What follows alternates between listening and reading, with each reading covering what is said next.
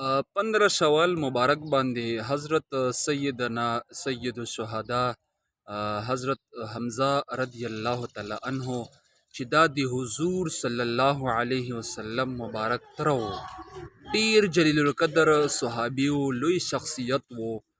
د دوی په حق باندې احادیثو کې ډیر زیات بیان راغلی. حضور مبارک دغه صحابي سره ډیره مینه وا، خپل تریم وو. خو نبی علیہ السلام په ټولو ترونو کې ډیره مینه د حضرت حمزه رضی الله تعالی عنه مبارک سره وا.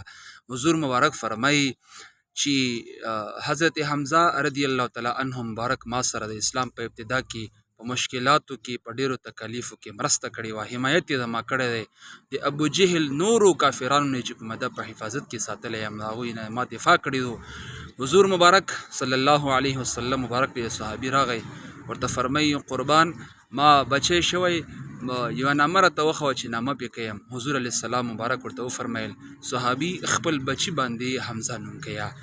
نو هغه صحابي حمزه نوم چې کومه دا پې کېښودلو. نو محترم حاضرینو، دا د هغې میاشتې نه مې د اسلام تاریخ یو هم پیغام مې لیر کړو چې د دغه میاشت کې دغه عظیم شهادت هغه واقعه د حضرت حمزه صاحب په حق باندې راغلی. نو حاضرینو او مسلمانانو یو پیغام ورکم چې خپلو بچو باندې حمزه نوم کوي، خپلو بچو باندې د لوی لوی اشخاصو د لوی لوی هستو نوم کوي چې هغوی نومونه کوي تاسو نو هغوی برکت هم ورسره رسي، ستاسو بچي به نیکمرغه وي.